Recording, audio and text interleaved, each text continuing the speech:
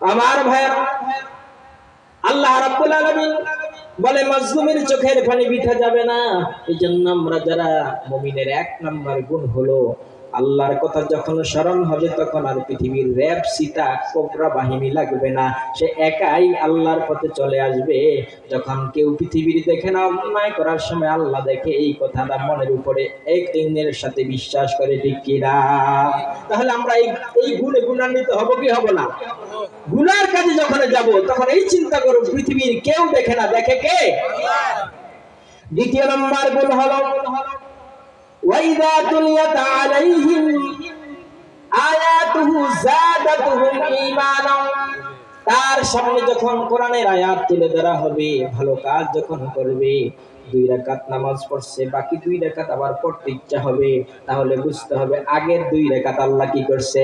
কবুল করছে। এক শুক্রবারে মসজিদে গেছেন, আর এক শুক্রবারে যাইতে মন চায়, আগের শুক্রবার কি হইছে?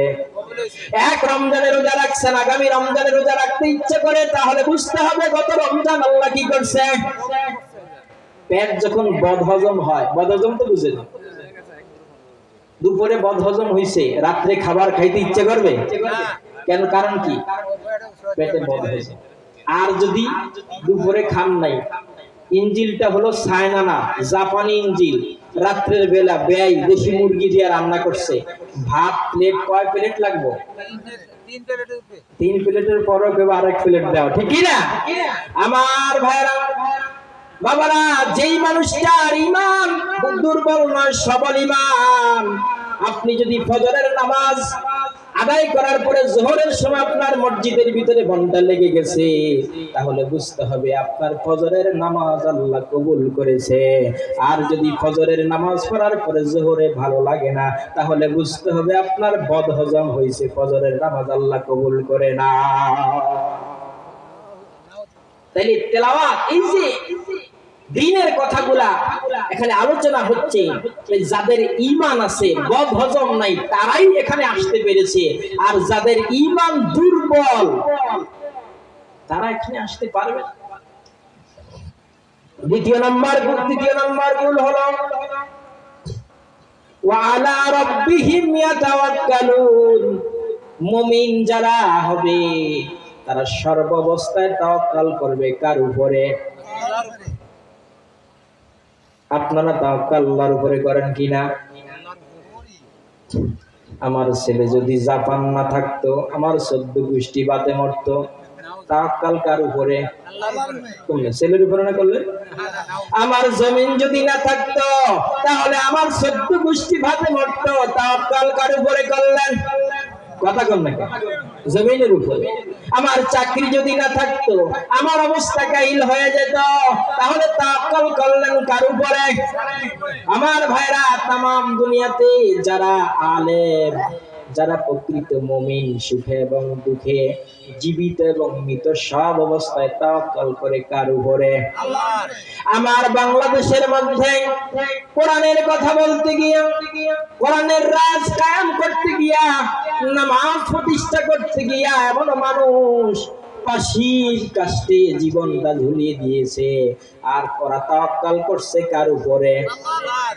একটা ব্যক্তির ফাঁসির হুকুম হইল, নাম আপনারা বুঝেই ফেলবেন, রাত্রে ফাঁসির হুকুম, সকাল বেলা ফ্যামিলিকে ডাকা হলো, ফ্যামিলি লোকজন সবাই গেল, এবার লোকজনের সাথে কথা বলে, লোকে বলে মারে, মেয়েকে ডেকে বলে মারে তুই আমার প্রথম মেয়ে, পৃথিবীতে সর্বপ্রথম বাবা নামটা আমি শুনেছি তোমার মুখ থেকে, আমার হয়তো বিকাল বেলা ফাঁসি হয়ে যাবে, রাত্রে তোমার বড় কষ্ট হবে, ও মারে আমি জন্মেছি যার জন্য, আমি মরতেও চাই তার জন্য, আমার তাওয়াক্কুল, আমার মরণ, আমার সবকিছু একমাত্র কার উপরে?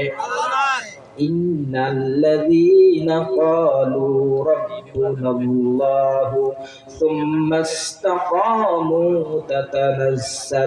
তাতানাজ্জালু আলাইহিমুল মালাইকাতু আয়াতু আল্লা তাখাফু ওয়া লা তাহসানু ওয়া আবশিরু বিল জান্নাহ ওয়া আবশিরু বিল জান্নাতিল্লাতী কুনতুম তুআদুন।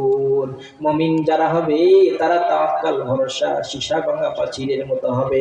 তাদের মৃত্যুর রশিও গলার কাছে আসলে তারা কখনো ইসলাম আর কোরআন থেকে লুটে পড়বে না, ঠিক কিনা? স্ত্রীকে বিদায় দেয়, বড় ছেলেকে বলে বাবা আমি তো কিছুক্ষণ পরে আমি পাশির রশি গলায় নিতে হবে, একটু তুমি বলো তো পাশির মঞ্চে যখন আমি যাব তখন কি আমি লুঙ্গি পরে যাব নাকি পায়জামা পরে যাব, যেন শ্বশুর বাড়িতে রওনা করছে, ঠিক কিনা? আপনাকে যদি বলা হয় কিছুক্ষণ পরে পাশি, আপনার তো প্রেসার উঠে যাবে, পাশির কাছে যাওয়ার আগে আপনি ইন্তেকাল করে ফেলবেন। আর বাবা বলে বাবা রে তুমি যেহেতু পাশির মঞ্চে যাইবা, মৃত্যুর যন্ত্রণা যখন শুরু হয়ে যাবে, তুমি যখন চটপট শুরু করবা, আর তুমি যদি লুঙ্গি পরে যাও রে বাবা, তাহলে তোমার লুঙ্গি খুলে যাবে, সতর খুলে যাবে, মাওলার কাছে তুমি বড় লজ্জিত হয়ে যাইবা রে বাবা। তুমি যখন পাশির মঞ্চে যাইবা তখন একটা রাবারওয়ালা পায়জামা পরে আর একটা পাঞ্জাবি পরে পাশির মঞ্চে যাইবা রে বাবা। আর চটপট করার সময় তোমার ওই রাশি ওই রাবার কখনো ছিড়বে না, এটা উঠানামা করবে। বাপের কাছে ছেলে মৃত্যুতে যাওয়ার জন্য অবিচল হয়ে যায়, এদের নাম হলো তাওয়াক্কুল, সব কিছু কার উপরে। পাশির মঞ্চে যখন রওনা করলেন, ডান পাশে আর বাম পাশে সামনে আর পিছনে একজন লোক যায়। লোকটা জিজ্ঞাসা করে কারণ কি? কারণ হলো আপনার প্রেসার উঠে আপনি এদিক সেদিক হয়ে যেতে পারেন, এই জন্য আপনাকে পাহারা দিয়ে যাব।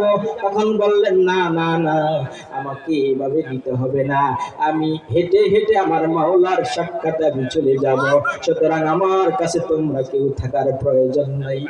কাছে যখন চলে গেল রে বাবা, তখন বলে জমকালো টুপি তোমাকে পরাতে হবে। বলে না না, আমার মাথাটা ঢেকে আমি মাওলার কাছে যেতে চাই না, তাই বাংলাদেশের বিধান এটা, নিয়ম এটা পরেই যেতে হবে। তাইছে ঠিক আছে, যেহেতু আইন রাষ্ট্রের মানতে হবে। জমকালো টুপিটা যখন পরালেন আর বললেন আপনারা কেউ আমাকে ধরবেন না, আপনারা আমার সামনে ইঙ্গিত দিয়ে দিয়ে একটা আওয়াজ দিয়ে দিয়ে একটা মানুষ ওই কাঠটা পর্যন্ত যাবেন, আর আমি হেঁটে হেঁটে আমার মাওলার কাছে যেতে চাই। কাঠ পর্যন্ত গিয়ে এবার ওই লোকটা বলে মালিক আমি কোনো অন্যায় করি না, আমি কোনো অপরাধ করি না, এ পাশের রশি তুমি সাক্ষী থাকো, আমি আগেই পড়ে নিলাম আশহাদু আল্লা ইলাহা ইল্লাল্লাহ ওয়া আশহাদু আন্না মুহাম্মাদান আবদুহু ওয়া রাসূলুহু। এ রশি তুমি সাক্ষী থাকো, তুমি কিয়ামতের ময়দানে আমার সাথে সাক্ষী দিবা। আমার ভাইরা, এই লোকটা এরকম ধরনের লোক যুগ যুগ ধরে পৃথিবী থেকে চলে গেছে, তাদের সবকিছু তাওয়াক্কুল করেছে আল্লাহর উপরে, মৃত্যুকে তারা ভয় করে না, রিজিকের সন্ধান তারা করে না, বরং রিজিক তাদের সন্ধান করেছে, ঠিক কিনা?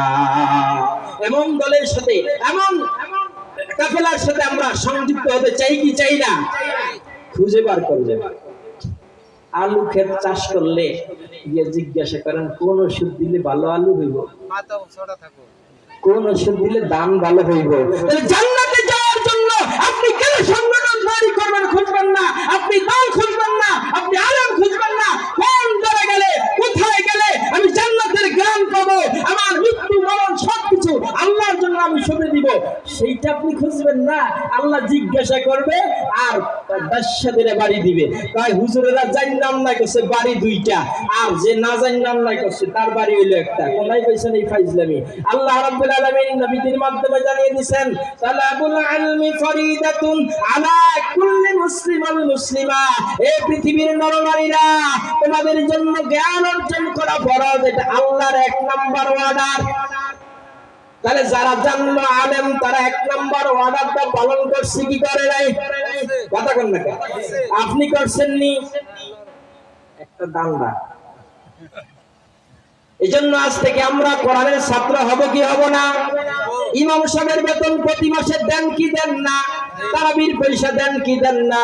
এজন্য কালকে গিয়া বলবেন হুজুর আমি 4 রাকাত নামাজ পড়ি, আমি সূরাটা একটু বলি দেখেন আমার হয় কি হয় না।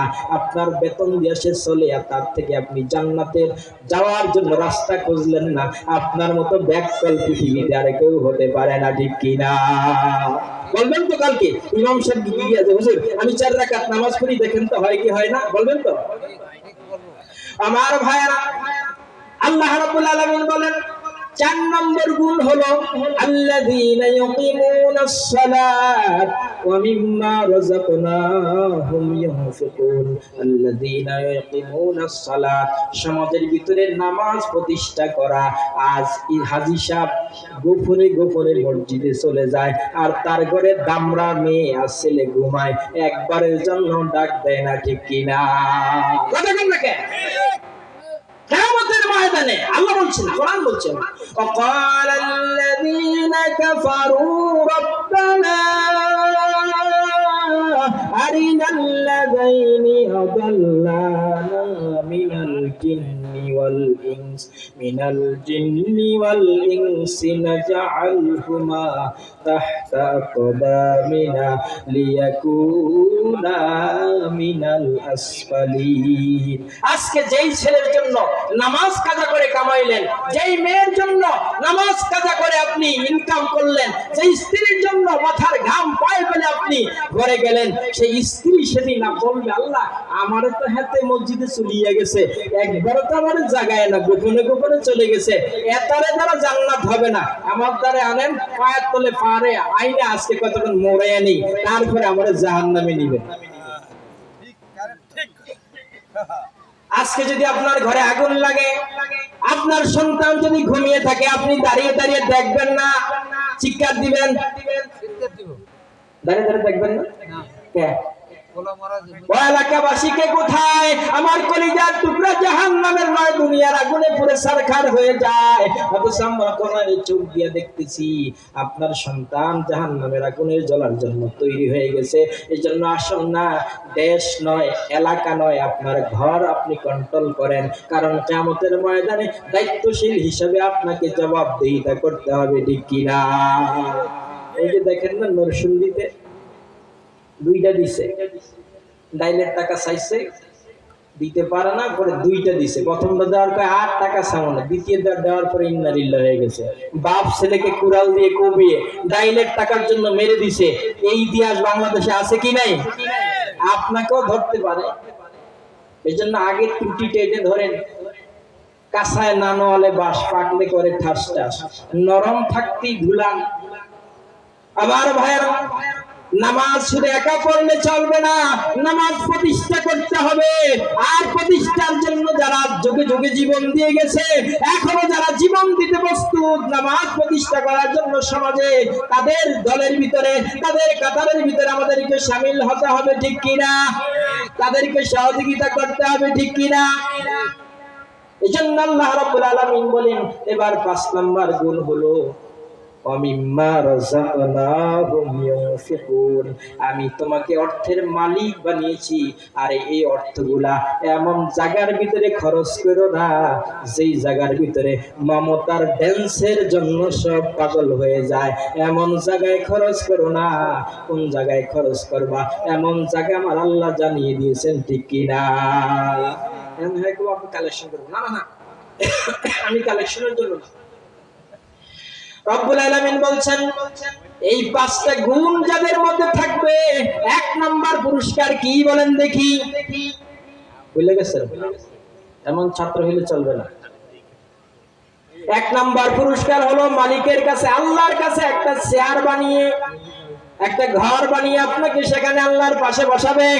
এটা কয় নাম্বার পুরস্কার? 2 নাম্বার পুরস্কার হলো আল্লাহ আপনার জানা অজানা সমস্ত গুনাহ খাতাগুলো আল্লাহ কি করে দিবে? 3 নাম্বার পুরস্কার হলো আপনার জন্য উত্তম রিজিকের ব্যবস্থা করবে। উত্তম রিজিক আমরা কোনটা জানতে চাই কি চাই না? ইবাদত বندگی কবুল হওয়ার জন্য 1 নাম্বার শর্ত হলো হালাল রিজিক। কি রিজিক? তাহলে আমরা রিজিক বলতে কি বুঝি? রিজিক বলতে আমরা বুঝি যে ধান, চাউল, পিঠা, খাবার জিনিস, তাই না? এটা হলো রিজিকের মধ্যে সর্বনিম্ন। যেটা না হলে আপনি বাঁচতে পারবেন এমন মানুষ পৃথিবীতে আছে ভাত খায় না, কয়েক বছর বেঁচে আছে কি নাই? এটা হলো সর্বনিম্ন রিজিক হলো খাবার, আর এই খাবার আপনাকে হালাল হতে হবে। এবার সর্বোচ্চ রিজিক হলো আপনার শারীরিক ফিটনেস, ফিজিক্যাল ফিটনেস, শারীরিক সুস্থতা যদি আপনার ভালো না হয়, যেমন আমার তালুজি শোয়া বিছানায়, এখন যদি মিয়া ভালো দুনিয়ার খাবার দেয় তারপরও সে বলে এটা কি আনছো, মাটি লাগে। আমার ভাইরা বাবারা, বিশেষ করে মামারা, মামনিরা, মমতা বোনরা, শুনে রাখো, একটা মানুষের শারীরিক সুস্থতা যদি না থাকে, পৃথিবীর উত্তম খাবার যদি তাকে দেওয়া হয়, তার কাছে এটা কোনো দাম থাকে না, ঠিক কি না? এজন্য আল্লাহর কাছে বেশি বেশি কামনা করতে হবে, রব্বুল আলামিন আমি মৃত্যু হওয়ার আগে আমাকে শরীর বিছানার ভিতরে পচা লাগাইও না, অন্যজনের বোঝা করো না। আল্লাহ আমাকে রমজানে মৃত্যু দিয়ে দিও, আল্লাহ আমাকে সিজদা অবস্থায় মৃত্যু দিও, আল্লাহ আমাকে বাইতুল্লাহ জিয়ারত অবস্থায় মৃত্যু দিও, আল্লাহ আমাকে শহীদি মৃত্যু দিও। হর তামান্না দিল সে রুখসত হো গিয়ে, हर तमन्ना दिल से रुखसत हो गई, अब तो आजा अब तो खलवत होगी, मैंने तुझे दिल दिया है तूने मुझे क्या दिया, तंसुरी लेके मुझे परा पर कर दिया। कार मन की तमन्ना पृथ्वी केउ ना जानलो जाने के। আহম্মক মার্কাস হয়, মনে রাখেন, আমার মামানিরা বোনেরা রাগ করবে এই কথা বললে, কালিদাস পণ্ডিতের কথা। আহম্মক মার্কাস হয় যেই বেটা বউর কাছে মনের কথা, অনেক কথা সেদিকে আমি যাব না, যত গোপনীয় খবর বন্ধুর কাছে যদি বলেন ব্যস্ত হয়ে গেলে একদিন প্রকাশ করে দিবে, ঠিক কি না? বউর কাছে বললে মাইল যখন শুরু করবেন প্রকাশ করে দিবে। এই জন্য মালিক আমার বলেন, যত বড় অন্যায় করো না রে বান্দা, পৃথিবীর কাউকে নাই, গভীর রজনীতে যদি আমি মালিকের কাছে টেলিফোন নম্বরে কথা বলে আমাকে জানাও, পৃথিবীর কাউকে আমি জানতে দিব না, আমি না জানে তোমার গুনাহগুলো ক্ষমা করে দিব। একই বিছানার ভিতরে স্বামী স্ত্রী রাত কাটায়, স্বামী কোন গুনাহ করছে আল্লাহ স্ত্রীকে জানতে দেয় না, সন্তান কোন গুনাহ করছে আল্লাহ বাবাকে জানতে দেয় না, বাবা কোন গুনাহ করছে সন্তান কেন জানতে দেয় না। ও পৃথিবীর মানুষেরা, মনের তামান্নার কথাগুলো আমার মাওলার কাছে বলো। আমার মাওলা বলে আমি কাউকে জানতে দিব না, আমি তোমাকে মাফ করে দিব। রিজিকের দরকার তো চাও কার কাছে, চাকরির দরকার তো চাইবা কার কাছে, পোলার দরকার তো চাইবা কার কাছে, না ল্যাংটা বাবার কাছে। কুত্তা চিনেন? কুত্তা, কুকুর, কুকুর চিনেন? কুকুর কি কোনো মাজারও যায়? তো কুকুরের বাচ্চা হয় কে? আহা, মানুষ কত বড় ব্যাককল, মাওলাকে বাদ দিয়া ল্যাংটার বাজারে, আর সেই মাজারে গিয়ে আল্লাহ আমার তো 6টা মাইয়া, একটা দেও। কয়টা? একটা যদি হয় এটা গজব হইতে পারে।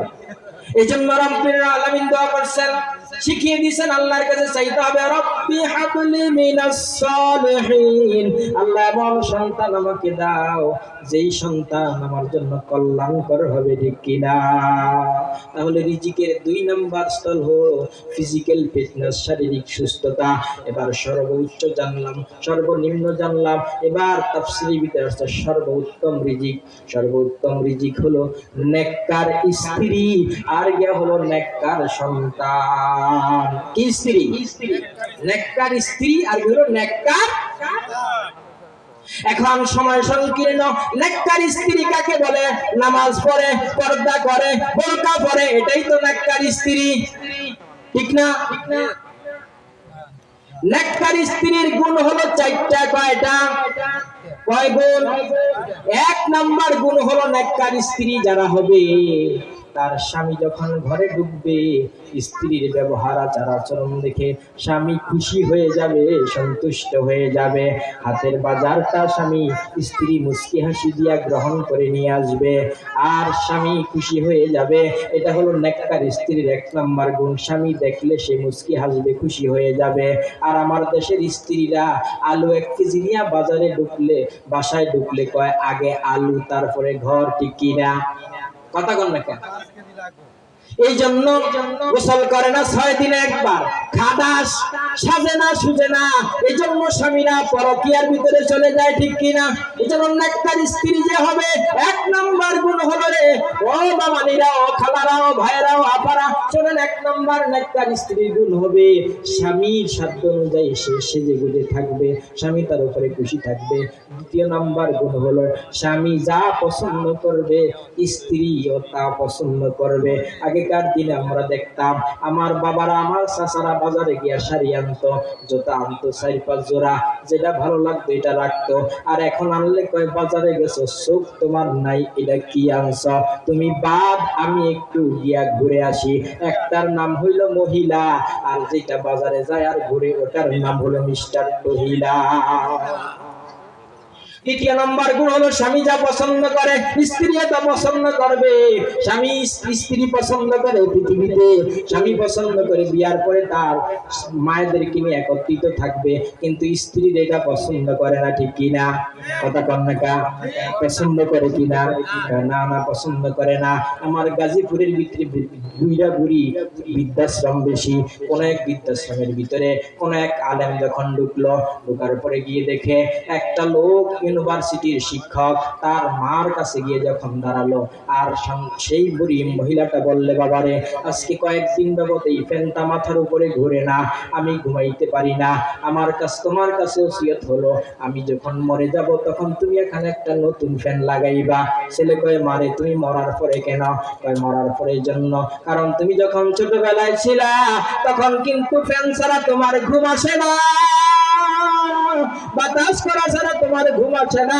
আমি দেখতেছি, আমি মা যদি বৃদ্ধাশ্রমে আসতে হয় আগামীকাল তোমাকে এখানে আসতে হবে, সুতরাং এই জন্য তোমার বড় কষ্ট হবে। আমি আগেই বলে দিলাম, পৃথিবীর জমিনে আজ নেককার সন্তান না হওয়ার কারণে, স্ত্রীরা স্বামীর পছন্দ না করার কারণে অনেক লোক বৃদ্ধাশ্রমে যেতে হয়, ঠিক কিনা? ওই লোকটা বলে, ও আমার ভাইরা জেনে রাখো, আমার মাকে আমি বৃদ্ধাশ্রমে কখনো দিতে চাই না। আমার স্ত্রী আমাকে শর্ত দিছে, যদি তোমার মা থাকে আমি থাকবো না, যদি তুমি আমাকে রাখতে চাও তোমার মাকে দূর করো। আমি চিন্তা করে দেখি আমার 3-4টা সন্তান এতিম হয়ে যাবে, এই জন্য আমি আমার মাকেই বৃদ্ধাশ্রমে দিয়েছি। মা এই পৃথিবীর জমিনে মা বড় ধন, ঠিক কিনা? মাঝে 10 মাস 10 দিন গর্ভে ধরিয়া করেছেন আমাদের ঋণী, মাঝে 10 মাস 10 দিন গর্ভে ধরিয়া করেছেন আমাদের ঋণী। গায়ের চামড়া কাটিয়া দিলেও, গায়ের চামড়া কাটিয়া দিলেও সেই ঋণ শোধ হবে না জানি, মা সেই ঋণ শোধ হবে না জানি। কতদিন দেখি না তোমারই চাঁদ মুখ, কষ্টের হৃদয় পুরে, কতদিন দেখি না মায়ের চাঁদ মুখ, কষ্টের হৃদয় পুরে। পিঠা পুলি বানাইয়া পায়েস রান্দিয়া মা প্রতীক্ষা করে, হাজারো ব্যস্ততা অবসর পাই কোথা, হাজারো ব্যস্ততা অবসর পাই কোথা, তাই তো যা হয় না গায়ের বাড়িতে। মাঝে 10 মাস 10 দিন গর্ভে ধরিয়া করেছেন আমাদের ঋণী, গায়ের চামড়া কাটিয়া দিলেও সেই ঋণ শোধ হবে না জানি, ঠিক কিনা? চিঠি লিখে ছোট বোন, চিঠি লিখে ছোট বোন টেলিফোন করে, অসুখটা যাচ্ছে মায়ের বেড়ে, ভীষণ জ্বরের ঘরে মা কান্দা বলে, ভুলা কি গেছিস মরে। কত ছেলে বাড়ি যায় আমার না কাজ পুরায়, যাব যাব বলে তবু বাড়ি হয় না যাওয়া রে। মাঝে 10 মাস 10 দিন গর্ভে ধরিয়া করেছেন আমাদের ঋণী, গায়ের চামড়া কাটিয়া দিলেও, গায়ের চামড়া কাটিয়া দিলেও সেই ঋণ শোধ হবে না জানি, ঠিক কিনা? হঠাৎ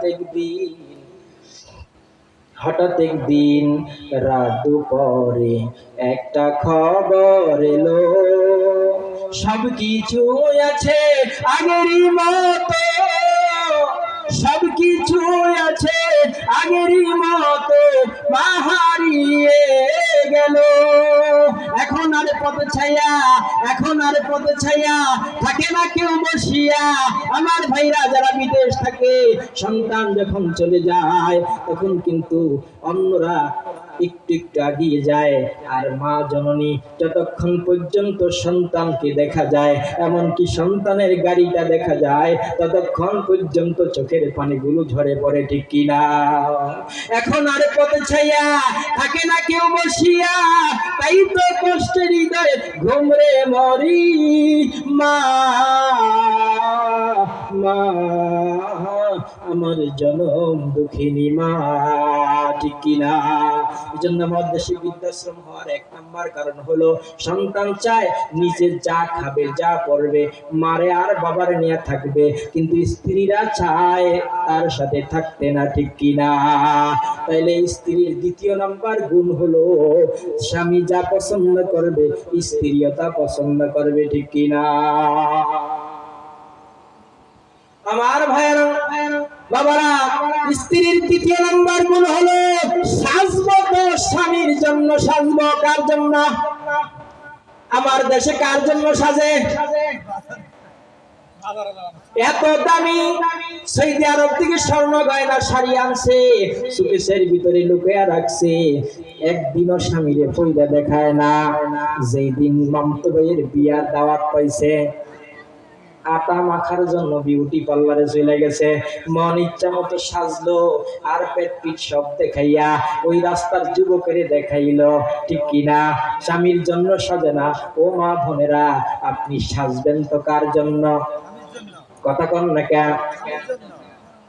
মা, আপনার সাজ যদি স্বামীর জন্য হয়ে যায়, পৃথিবীর বাংলাদেশের সবচেয়ে রূপসী নায়ক আর নায়িকারা, ঠিক কিনা? কথা কন না কেন? আপনি আবার এই খবর রাখেন নায়ক নায়িকারা সুন্দরী। আপনি আমাকে দেখান একটা নায়িকার একটা স্বামী দেখান দেখি। একটা নায়িকার কয়েকটা বিয়ে হয়, কিন্তু তার রূপ সৌন্দর্য দিয়া তাকে ধরে রাখতে পারে। কারণ হলো সে স্বামীর জন্য সাজে না, সাজে তো দেবরের জন্য, সাজে তো বিয়ে যাওয়ার জন্য, সাজে তো সামনের জন্য। ও মা, ও মামানি, ও খালা, ও বুবু, তুমি জেনে রাখো, তোমার স্বামীর জন্য তুমি সাজো, আর তোমার স্বামী ঘরে যাওয়ার পরে তুমি যদি মুস্কি হাসি দিয়ে বাজারটা গ্রহণ করে নাও, হাদিয়াটা গ্রহণ করে নাও, আর মুস্কি হাসি দিতে গিয়া যতটা দাঁত তোমার বের হয়েছে, আল্লাহ নবী বলে ওই মহিলার আমল নামার ভিতরে কবুলি কবুলি। সৌদি আরব আপনি 4 লাখ টাকা খরচ করে গেছেন, হজ কবুল হইতে পারে, নাও হইতে পারে, কারণ এটা অন্যের মালও থাকতে পারে। কিন্তু ওরে মা, ওরে বোন, ওরে খালা, ওরে আপা, তুমি যদি তোমার স্বামীকে সেজে মুস্কি একটা হাসি দিতে পারো, তাহলে যতটা দাঁত দেখা যাবে ততটা নকল হজের সওয়াব আমার মালিক তোমার আল্লাহ আমল নামায় লিখে দিবে। চিৎকার করে বলি সুবহানাল্লাহ। তৃতীয় নাম্বার, 4 নাম্বার গুণ হলো স্বামীর অনুমতি ছাড়া বাহিরে যাওয়া যাবে না, আবার বাহির থেকে কাউকে ঘরে আসতে দেওয়া যাবে। এটা হলো রিজিকের, উত্তম রিজিকের ক নাম্বার। খ নাম্বার হলো নেককার সন্তান। কোন সন্তান? ডাইনখোর, গাঞ্জাখোর, ইনসিডেন্ট খাওয়ানেওয়ালা। হরিদাস পাড়া আমি ছিলাম, কত মানুষের জানাজা পড়েছি, 4টা তাকবীর ঠিকই আমি দিয়েছি। আমি হলাম ভাড়া করা হুজুর। কি হুজুর? ও দুনিয়ার মানুষেরা, ও মামানিরা, ও খালারা, ও নানিরা, জেনে রাখো, আমি যখন ইমামতির দাঁড়াবো, আমার ঢাকা যাওয়ার টেনশন, আমি 4টা তাকবীর শুধু আমার দায়িত্ব পালন করে দিব। তোমার সন্তান যদি তোমার পাশে দাঁড়িয়ে তোমার জানাজাটা সামনে নিয়ে দাঁড়িয়ে যায়, তাহলে আল্লাহর কাছে হৃদয় নিরানো এমন একটা ভাষা তার অন্তরে আসবে। আল্লাহ পৃথিবীর জমিন থেকে সূর্য ডুবে গেলে হয়ে যায় দুনিয়া অন্ধকার, আর বাবা নামক মা নামক যদি মরে যায়, সূর্য ডুবে যায়, তাহলে হয়ে যায় জীবন অন্ধকার, ঠিক কিনা? আমার ভাইরা, আমি ভাড়া করা হুজুর নয়। সুতরাং আপনার সন্তান যখন, আপনার আপনজন যখন আপনার লাশটা সামনে নিয়ে মাওলার দরবারে একটা দোয়া করবে, সেই দোয়াটা হলো আল্লাহুম্মা গফিরলি হাইয়িনা ওয়া মাইয়িতিনা। আল্লাহ রাব্বুল আলামিন বলে, সন্তানের হৃদয় মিলানো ভাষাটা দিয়ে যখন আমার কাছে বলি, আমার বড় মায়া হয়ে যায়। আমি পৃথিবীতে তাকে এতিম করে দিলাম, আর বাবা নামক ভাষাটা তার জবান থেকে হৃদয়ে নিয়ে আসবে না। ও ফেরেশতারা, তোমরা সাক্ষী থাকো, আমার এই বান্দার জন্য, এই সন্তানের জন্য তার বাবার জীবনের জানা অজানা সব গুনাহ খাতাগুলো আমি ক্ষমা করে দিয়ে তাকে আমি জান্নাতের যাত্রী বানিয়ে দিলাম। চিৎকার করে বলি সুবহানাল্লাহ। এটার নাম হলো সুসন্তান। এটার নাম কি?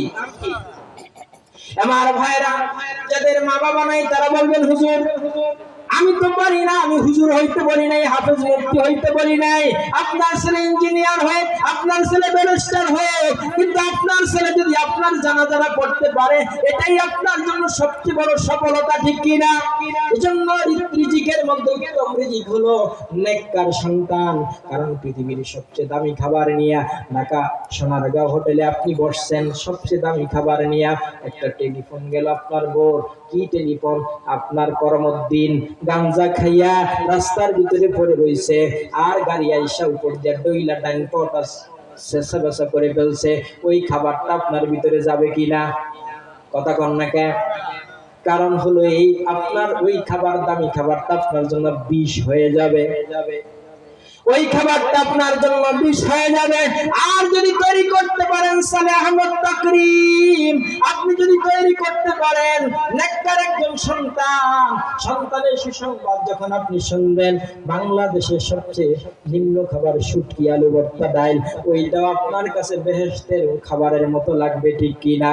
এজন্য তাফসীরকারক লিখছেন, উত্তম রিজিক হলো নেককার স্ত্রী, আর গে হলো নেককার সন্তান। আপনারা গ্রহণ করবেন কি করবেন না? কথা বলেন না, গ্রহণ করবেন কি না? হ্যাঁ, মিথ্যা কথা। ছেলে দুইটা, ঘর একটা বানাইছে, রুম চারটা খালি। কারণ কি? কারণ ব্যয় দেখতে আসছে ছেলেরে, ব্যয় নিয়ে দেখায় এইটা রুম, এটা এই রুম। তার মানে আমি কি করছি? ঘর করছি, এখানে পানি সার নাই। আপনার মেয়েদের দিবেন আর পানি সার দিবেন। ওরে ভিক্ষু, জোরফুল বাজারে 3 রাস্তার মোড়ে গিয়ে একটা প্লেট নিয়ে দাঁড়াইবি, আর বুকের ভিতরে লেখা দিবি, আমার ছেলের বিয়া করাইতে আসছি, একটা টাকাও নাই, দয়া করে আপনারা কিছু সহযোগিতা করেন। কয় ওই ভিক্ষুকের দাম আল্লাহর কাছে আছে, আর যৌতুক নামের কুকুরের পায়খানা যে খায় তার দাম আল্লাহর কাছে নাই, ঠিক কিনা? যৌতুক দিয়া বিয়া দিবেন না, বিয়া নিবেন না। ওয়া আখিরু দাওয়ানা আলহামদুলিল্লাহি রাব্বিল আলামিন। আসসালামু আলাইকুম ওয়া রাহমাতুল্লাহি ওয়া বারাকাতুহু।